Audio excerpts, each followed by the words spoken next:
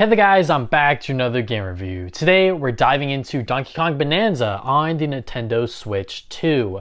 DK is back in an all-new original adventure. The game takes many elements from Nintendo's most successful titles, such as Mario Odyssey and Zelda Breath of the Wild. Donkey Kong Bonanza gives the player an insane amount of freedom. From exploration to the sheer amount of collectibles, this is every 3D platformer's fan's dream game for the genre. The project does stumble in certain areas like camera placement and boss fights early on, but those are only slight problems in the grand scheme of things. It's the first standalone Donkey Kong game since Tropical Freeze in 2014 and the first 3D game since Donkey Kong 64 in 1999. Has Donkey Kong Bonanza lived up to the hype of bringing DK back into the spotlight? But more importantly, is the game worth $70? Let's talk about it. When I first saw this game during the Nintendo Switch 2 Direct, I was extremely excited, more so than Mario Kart World because this is a fresh new take on Donkey Kong. It was taking heavy inspiration from Mario Odyssey and maybe even Breath of the Wild with how open the game is. I mean, come on, this opening sequence, the parallels are uncanny. Later revealed, key people from the Mario Odyssey team at Nintendo EPD are working on this game. Notably, Mario Odyssey director Kenta Motokuroi returns for Bonanza as producer. Furthermore, it first started development on the original Nintendo Switch around 2017 to 2018 before swapping to the Switch 2 in 2021, meaning Nintendo has been developing this game for at least 7 to 8 years, 3 to 4 years on the Switch 1, and an additional 4 years on the Switch 2. That's an insane amount of time, especially for a Donkey Kong game. I don't hate the guy, but despite being as old as Mario, he doesn't have the same star power as the Italian or even the Legend of Zelda franchise. Although it didn't launch with the Switch 2 in June, we only had to wait an extra month or so for Donkey Kong's grand return to 3D. After spending over 20 hours on the game completing the main story and collecting any and all collectibles I can find, I can solemnly say Donkey Kong Bonanza is the best game I played this year. The gameplay mechanics are robust, giving you every tool you need to explore each level. In addition, the sense of discovery and exploration is heightened by how rewarding it is to find collectibles. The game is a clear evolution of the 3D platforming genre, and every future AAA platformer should strive to hit Bonanza's ceiling. The story begins with Donkey Kong exploring the underground mines in search of, you guessed it, bananas. Soon, the famous Kong stumbles upon a mysterious rock before being revealed as Pauline. Her magical voice is the key to unlocking new powers for DK and their guide to finding the Bananium root. The evil Void Company has their eyes set on the magical item as it's heard to grant the user any wish they desire. Donkey Kong and Pauline must get to the planet core first to retrieve the Bananium root and stop the Void Company in the process. At first, the story seems like a generic good guy versus bad guy setup. Nintendo games are very much known for that kind of story with not much substance in between. However, I will say that Donkey Kong Bonanza implements a little bit of drama into the plot to keep it enticing. It's not crazy story revelations or anything, but it's enough to keep the plot engaging. Especially during the final 5 hours or so, I was completely locked in on the story. Characters have personalities and a motive behind their actions. The ending really sold me on Donkey Kong Bonanza's narrative and the journey as a whole. If you thought the final hours of Mario Odyssey were crazy, Bonanza's final act is a beauty to experience. Donkey Kong Bonanza is an open-world 3D platformer with multiple levels to explore and deep level design. You, as the player, are given so much freedom in how you handle the game. DK is a strong character. His punches pack a ton of weight. Whether it's to break apart the world or defeat enemies in quick fashion, DK will be able to handle himself and anything and everything headed his way. When parts of the world get destroyed, you can pick up certain chunks to hit other enemies with, surf on it for faster travel, or simply throw it for more destruction. DK can also climb alongside hills and structures, never having to worry about a pesky stamina bar that prevents him from climbing. In your search for collectibles, DK can perform his hand slap move to activate a sonar scan. If collectibles like bananas, fossils, or chests are nearby, they will be revealed. Also, any gold and bananium chips will also be collected if nearby. Simply digging into the terrain will most of the time grant you the scanned collectible. Sometimes they can be gated off, but you'll find your way to it eventually by progressing the main mission or searching long enough for a hidden pathway. I am constantly spamming the hand slap move to find more collectibles or collect the local gold. Within my first hour or two of playing, I was immediately hooked on digging below and exploring the level. It's mindless monkey gameplay, but so much fun to do when the collectibles you find actually serve a purpose. More on that later. If you happen to get lost, hold the L button to have Pauline sing. A trail of music notes will appear, showing you the way to go. A must-have feature, especially with how massive each level can be. You will get lost exploring it from time to time. Donkey Kong's moveset is so versatile, you have literally everything you would want for an open world 3D platformer. You have the strength of a gorilla while also having navigation tools to never get lost or confused on your next objective. And if there's something missing, that's where the Bananza powers come into play. Donkey Kong will transform into a different animal to give him enhanced abilities he otherwise wouldn't have normally. First is the Kong Bananza, which gives you extra strength to take down enemies and destroy sturdier terrain. Next is the Zebra Bananza, where you could sprint across fragile terrain. Then there's the Ostrich Bananza, which allows DK to glide across large gaps and drop egg bombs from above. Afterwards, you have the Elephant Bananza, giving DK the ability to suck up terrain to create throwable chunks. Lastly, the Snake Bananza gives DK a super high jump and the power to slow down time. I completely forgot Donkey Kong Bananza's gimmick is these power-ups, and they make sense from a gameplay perspective. Sure, it's weird to see DK transform into a zebra or an ostrich, but grant you abilities to tackle even more exciting challenges up ahead. These powers aren't broken either, as there are limitations for each one. I found myself going too fast with the Zebra Bananza, while slowing down time as a snake doesn't last forever. To transform, you need to collect gold to fill your Bananergy meter. Once it's full, you hold the L and R buttons at the same time to transform. You can also freely switch to the other transformations during this period. A very seamless and fluid ability. Don't be afraid to spam the Bananza powers off cooldown because you collect a ton of gold throughout your adventure. The Bananergy meter should be full for nearly the entire game.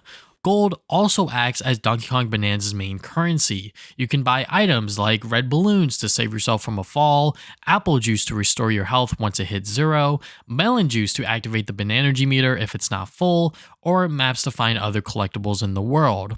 I highly recommend you stock up on items whenever you can because you lose 500 gold when you die.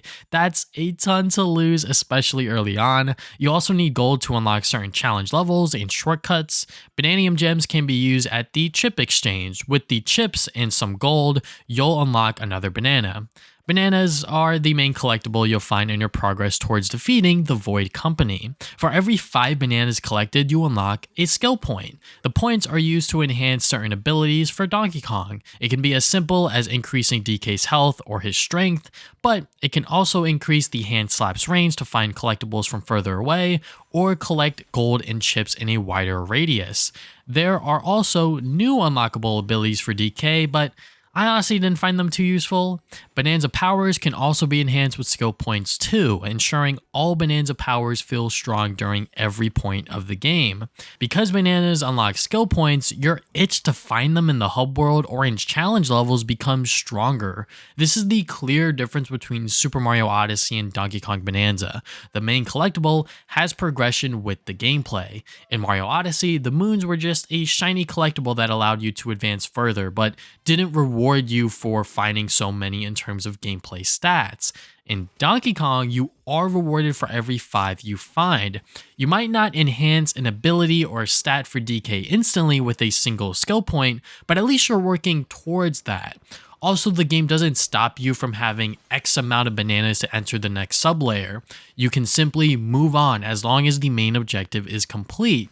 You'll for sure have weaker stats advancing forward, but at least you know how to make DK stronger. But once again, this drills into the idea of freedom of choice in the game. You are free to do what you want in a level in whatever pace you like. The more exploration you do, the more collectibles and stats you'll unlock for DK. There's simply no reason to not explore each level for at least an hour or so before heading to the main objective. Each sublayer is designed with multiple pathways in mind, never trapping you into a single route. Challenge levels can be found throughout each sub-layer. Some are simple battle challenges granting you 1 banana. Others are challenge courses offering 3 bananas to find while acting as a contained 3D platforming level. At first, the challenges are a walk in the park, but once you're a few sub-layers in, the creativity and difficulty starts to ramp up.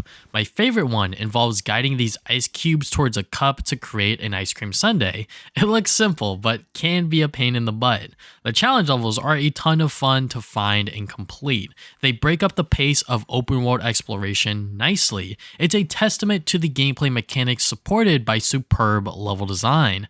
There's also bonus stages to find in most of the sub-layers, granting you an insane amount of gold if executed properly. Fossils can be found in each sub-layer, unlocking new outfits for DK and Pauline. They grant unique stats for DK, like increasing your sonar range or resistance towards a specific hazard. So many to unlock and can be upgraded to level 3 for better stats. As someone who would rather take the stats over the cosmetic look, my outfits for DK and Pauline were straight trash throughout most of the adventure. I'm sorry, but I'm not trying to have weaker stats in favor of a cuter outfit. I'm here for practicality over looks.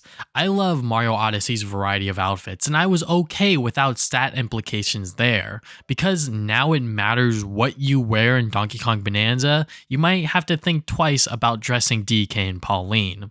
One of my problems with the gameplay is the camera. Immediately in the first sublayer, Lagoon Layer, the camera was giving me a hard time. The shadow is good enough to show your movements if the camera is obscured, but never gets better as you progress. It does look messed up watching, but it's not terrible playing it, I'm not gonna lie.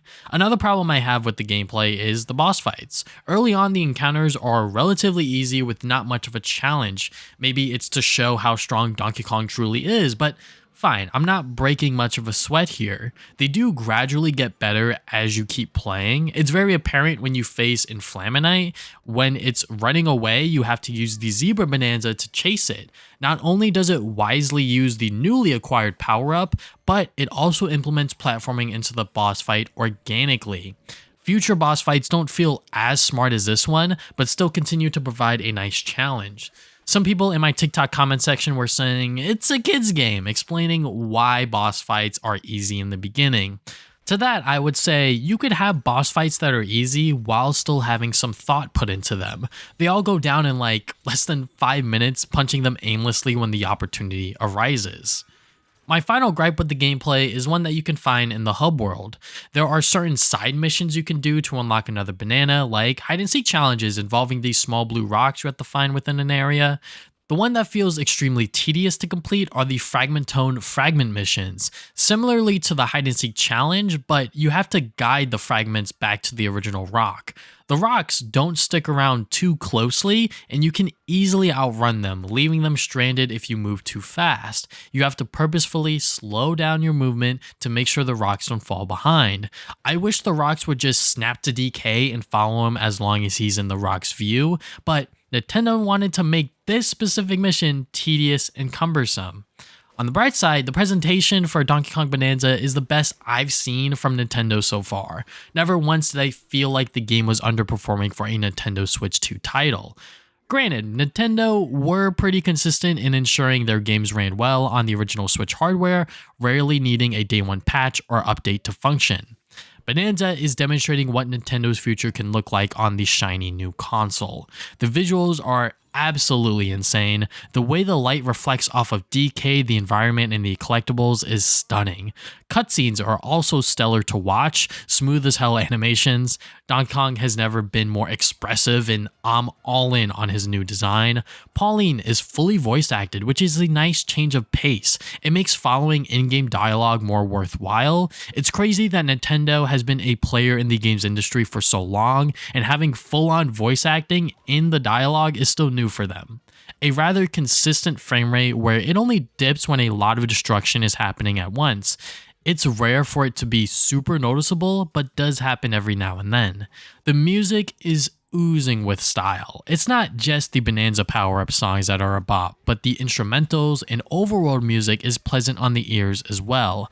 I don't see myself jamming along to a lot of video game soundtracks, but This one hits. Donkey Kong Bananza managed to meet all of my expectations and then some. It's an amazing follow-up to Super Mario Odyssey while learning from other notable Nintendo titles, bringing you bigger open worlds to explore and even more freedom to do what you want.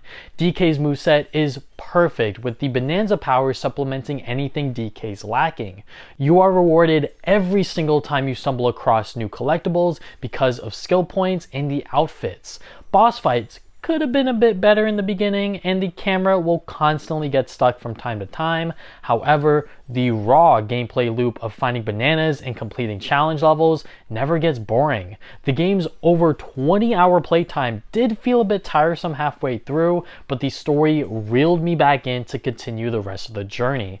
I can wholeheartedly recommend Donkey Kong Bananza at $70. Is it worth getting a Nintendo Switch 2 over?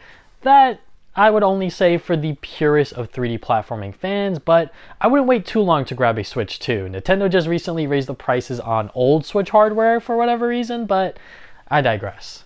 I had so much fun with Donkey Kong Bananza, it currently reigns as my top choice for game of the year.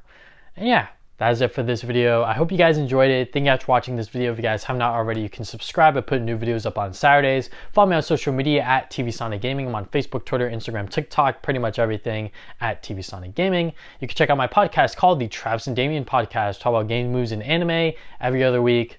And yeah, that is all I have for today. Thank you guys for watching this video once again. And now, see you guys next time with more videos.